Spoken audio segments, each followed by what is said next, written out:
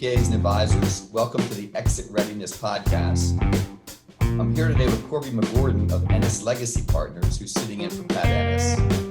Our mission here on the Exit Readiness Podcast is to provide you, the business owner, with subject matter expertise on topics pertaining to building sellable business value and for planning your eventual exit from the business. We want to help you build a business that is sellable and exit successfully on your own terms and conditions. Building business value, of course, includes increasing revenue. And I think everyone would agree effective marketing and sales are essential for increasing revenue. In today's episode, we're going to focus on a marketing strategy that more and more businesses are implementing, producing a podcast, and when it might make sense for you, the small business owner, to start doing this. Our topic today is why should business owners consider producing a podcast? And our guest is Joe Ennis of Podcast by Joe. Joe has produced over 500 podcast episodes with over 40 different shows. He's helped businesses as well as individuals launch and market their podcasts, is most known for his work on The Fighting Entrepreneur, which is a podcast hosted by entrepreneur Anik Singhal of Learn Incorporated. Joe helped the podcast grow to over 425,000 downloads in just 9 months. Joe, welcome to the podcast. Thanks for having me, guys. It's our joys. So, how did you get interested in podcasting? Yeah, I got interested in podcasting. It was actually, I think, like a year after high school. I got interested in podcasting because I've always been someone that really enjoys creating entertaining content, whether it's, theater. I was in theater in high school, or just short videos with my friends, things like that. And I wanted to get into something that I could do by myself and I didn't necessarily need anyone else to do.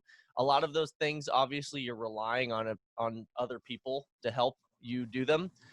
And I didn't want to do that. I wanted to find something that I could do by myself. So, me and a friend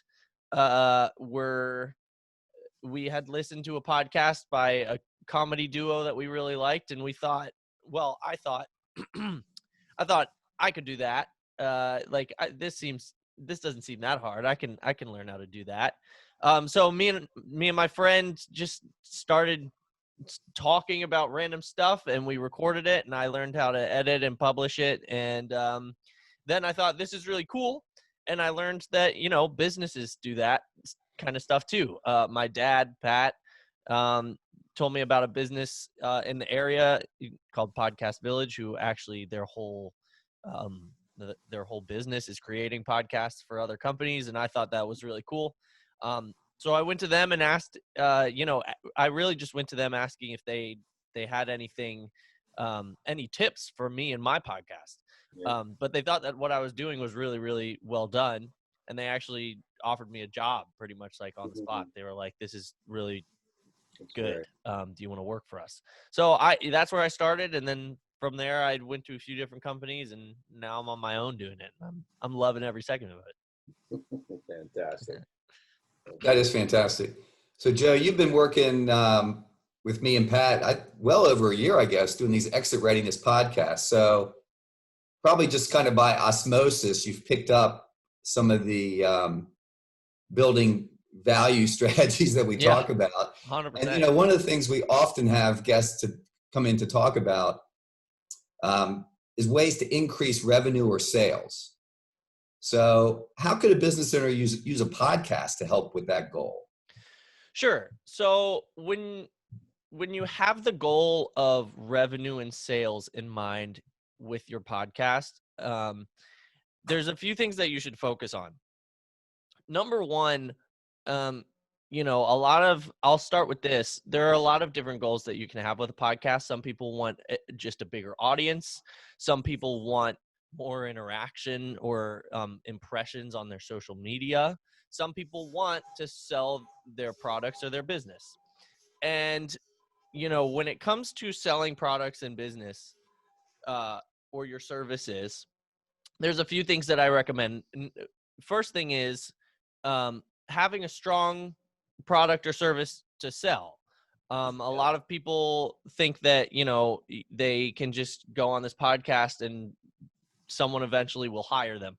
Not really. You have to be able to prove that, you can help them in a lot of ways. And the biggest way that you do that is just providing a lot of value through your podcast.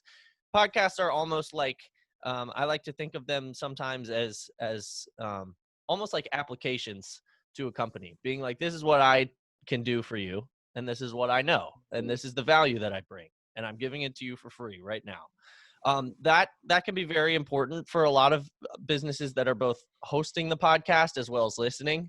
They want to hear the value that you know and are willing to give people for free. And then at the end, maybe you say, by the way, if you need help with all of this, we do this. But then you have to be able to, back it up and actually provide solid work for them. Something that I would also say is some businesses, they want to provide their serve, or they want, I'll say this, some businesses think that if they create a podcast, they want the podcast to be to drive revenue in some way. They want the podcast to make money for them. I would also say this, and this is kind of, along the same lines of bringing value to your business and things. Most people that start out with a podcast are not necessarily going to make money directly from the podcast. You have to have a very large audience, and it can take a while before you get to a point where people are reaching out to be sponsors and things like that. And to those people who really want to make money from the podcast, that's where I would kind of recommend the same thing. The way you're going to make money from your podcast and really, up the value of your business and bring in more revenue is not selling, advertising or advertisements on your podcast and waiting for sponsors. It's having a strong back end of products or services that you can offer through the podcast. That's the way that you're going to build value. You're going to generate revenue from the podcast early on, even when you don't necessarily have the biggest audience in the world. So how long do you think until Pat and I can do what Joe Rogan just did and sell our podcast for $1 billion or whatever? Joe Rogan? Yeah, it was 100 million. It was crazy. It was a lot of money. So what do you think? Another few months, or what are you thinking? Yeah, something like that. We'll say that. We'll say a few months, and then just, in a few months, we'll see where we're at. Take it to the bank. Yeah. Fantastic. So what are some of the considerations you think a business owner should be looking at when they're trying to make a decision as to whether or not they want to consider producing a podcast? Sure. So I think there's two things that business owners usually are on the top of their mind when they think about podcasts. First off is, do I have the time? And second, is it really worth it? And to those questions, I would both say yes. And I don't even know who the business owners I'm talking to are, but I know you have time, and I know that it's going to be worth it. And I can explain. One thing that we focus on at Podcast by Joe, and I say we, even though it's just me, because I feel less alone that way. One thing that we focus on at Podcast by Joe is we don't just want business owners or businesses to have a podcast. We want you to have a successful one that is worth doing. And how we do that is we recommend to business owners. First off, we tell business owners that say they don't think they have time. Pretty much, yeah, you kind of do. You just have to find a little bit. We recommend if you can record, even before you go to bed, or you wake up 30 minutes earlier, and you pick up your phone and just record a voice memo or something for 15 to 30 minutes. That's all you have to do. You talk about a client that you helped last week, a problem that you see in your field, something that you're working towards, something that you read about. It doesn't matter. As long as it brings some sort of value and the listener can take something away from it, almost like an action step, or think about something differently, that's valuable content. And all you have to do in order to do that, again, is spend 30 minutes, most 15 minutes maybe, to to, record just using your phone. You have the time. And the second thing is it worth it? And this is where we say yes. And the reason we believe it's worth it is because podcasts are probably the ultimate um, piece of content that you can recycle in a way that is going to be much more valuable than something if you were going to say, I'm going to sit down and record a video that's 5 minutes long for my LinkedIn about this specific topic. Cool. But if, let's say you record 15 minutes, maybe it's a little bit more of a raw recording. You're not necessarily sticking to a script. Maybe you are. But you record, let's say, 30 minutes. Theoretically, you could make 15 2-minute videos out of a 30-minute podcast. Theoretically. Now, that also could be 31-minute podcasts. And then you consider turning those 2-minute videos into, you just post one of those every other day on your social media. Your social media is all of a sudden popping. You have a video every other day on your social media in a world where most businesses are just posting blog posts or events coming up. You're going to stick out like a sore thumb compared to those people. And so that's why we would say it's definitely worth it to consider a podcast above all other forms of content creation, because you can recycle it so many times. You can get a YouTube channel out of that. You can make a blog just from the transcript alone if you wanted to. You get emails that you can just write out very easily. The amount of content that you can get from one podcast episode is pretty much unlimited. It's a lot. And so that's where we would say, you have the time, 30 minutes most.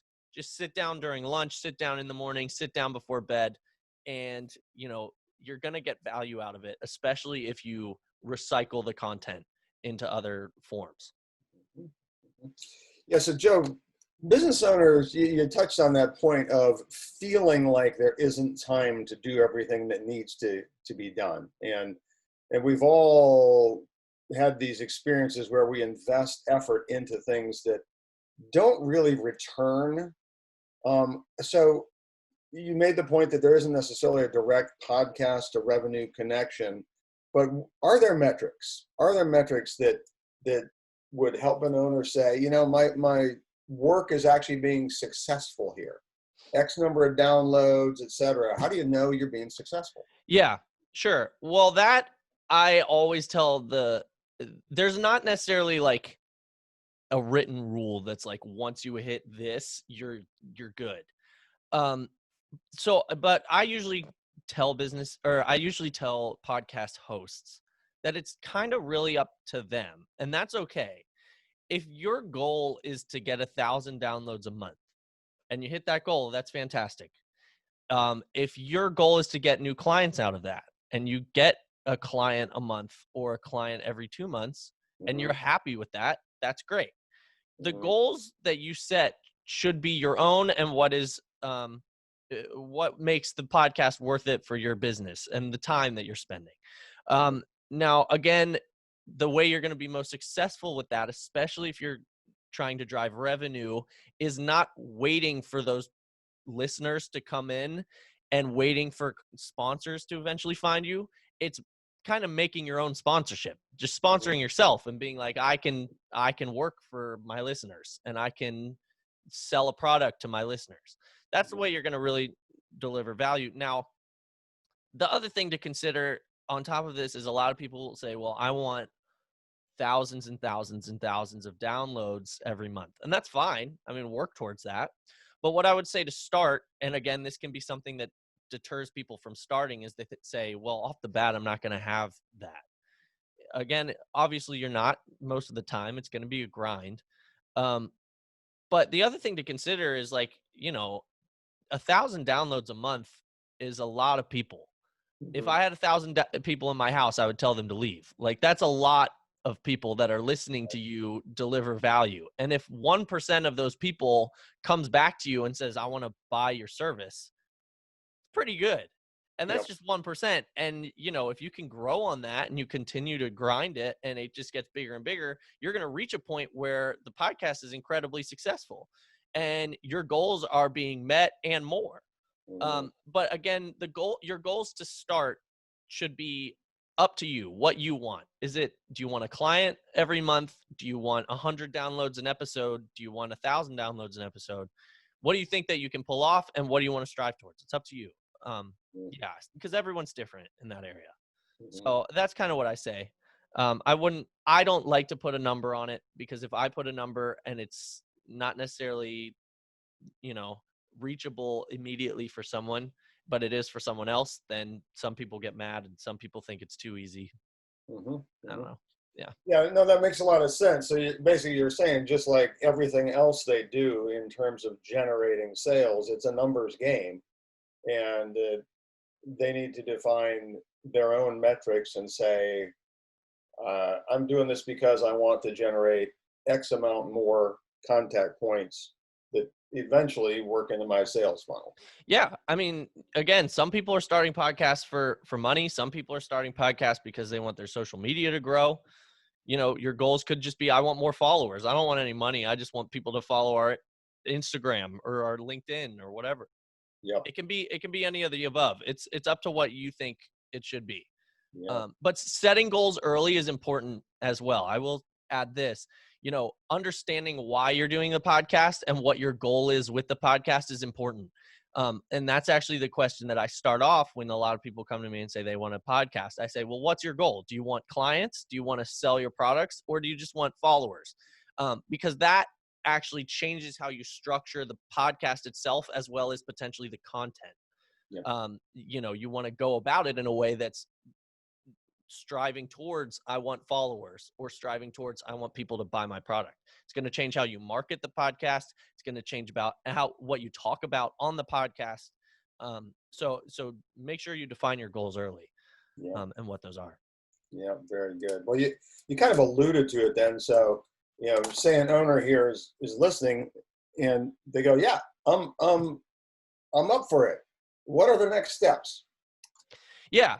Again, next steps, first thing, like I just said, define your goals. What do you want to get out of this podcast? Do you want to sell products or services? Do you want to just get more interactions on your social media and use it almost as just, a way to generate more followers? Figure that out early and understand what your goals are, because that's going to, again, change your content. From there, I would recommend, you don't really have to worry about equipment. A lot of people think, well, equipment's next. You don't really have to worry about it. If you're like, for example, everyone in this call right now is just sitting on a computer through Zoom, and this is a fantastic way to record. I tell people all the time, we live in a very strange time in the world, but it's actually a very great time if you're interested in getting into content, because your content quality is going to be the same as people like Jimmy Fallon, who's also recording the Tonight Show from Zoom in his living room. So like, if you can have Jimmy Fallon level quality, you might as well start while everyone is at a lower point, because you're going to fit just right in. So yeah, but I would say, define your goals early. And then, understand what you're planning on doing. What's your strategy, and try and stick to it. Some people will start and bite off way more than they can chew.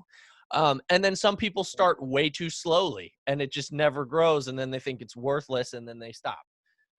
So I would try and think about how much you can do. Can you do an episode a week? An episode a week is actually a lot. Can you do an episode a month? Can you do more than an episode a month?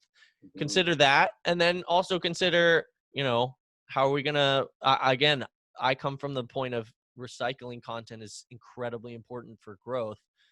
How much can we recycle? What is this going to look like? Where are we going to post it? Things like that. Like very, very easy, make a strategy of what you're going to do, how you're going to use it. And then go from there. Potentially, if you don't know what to do, hire someone. If you do know what to do, then just start recording and editing. Again, it can be as easy as talking about your day yesterday, and just how you helped someone or something you read about. It doesn't have to be difficult. But yeah, just start too. A lot of people just don't start. Yep. Good advice. Hey, Joe, if someone wanted to hire you, What are they looking at from a cost perspective? Cost perspective, I'll say that we're way cheaper than everyone in the area. Yeah. Again, we as in me. But I'm at the point in my life where I'm like, I don't necessarily need to be rich. I just need to be able to provide for myself and make sure that I can pay my bills every month. And then potentially a little bit extra, but not much. But I'll say that in my area, every single person that I've met who runs a podcast business, and maybe honestly, this isn't a good thing, but everyone that runs a podcast business in my area is literally charging about like 10 times the amount that I'm charging. Like for example, for setting up a podcast, I think I charge like $400.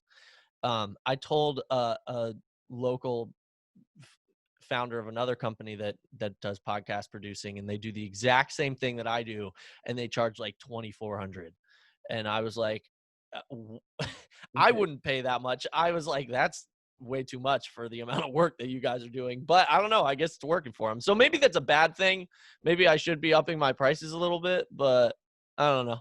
I'm fine with where I'm at. So I'll say that. If you want more, specifics, we charge depending on the length of content, the type of content, publishing, editing, a lot of different things. So it's an a la carte kind of list.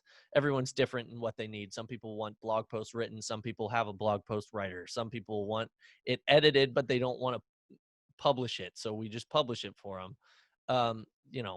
Everyone's different. So we try to fit in where our client needs us the most. And Okay. Joe, along that lines, will you, as you get a new client and you get a gray hair like Walter and I, that are not super technically savvy, do you actually help them develop a strategy as well? The things you're just talking about. Mm-hmm. Yeah, definitely. That's kind of something that just kind of comes along with the whole thing, and that's not necessarily anything we charge for. I've told a lot of clients, a lot of times that I think they're doing things wrong. And sometimes it can sound abrasive and frustrating probably to the clients, but I want to see their podcast succeed, because if they succeed, then I succeed.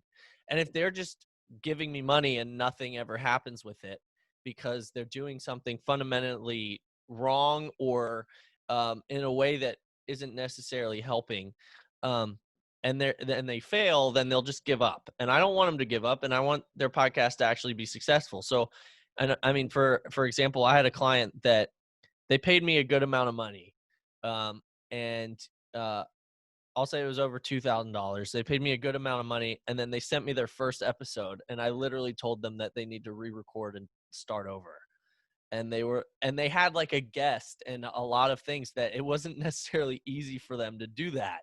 But I was like, this is bad and you need to start over. This is not good. And it was their first episode. And luckily it was a company that was incredibly humble, and they wanted to do well. And so they did start over, and they reset, and they did it again. And now their podcast is doing really, really well, and they get a lot of downloads, and they've listened. But I felt really awkward telling them that, because again, they had just paid me a lot of money.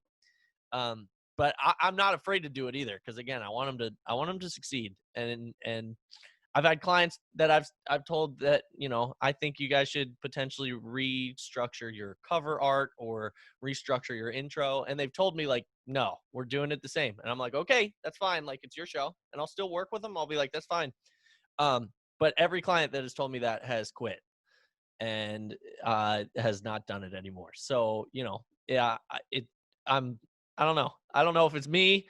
I don't know if it's just it didn't work for them. But yeah, every client that has not listened to me has quit and failed.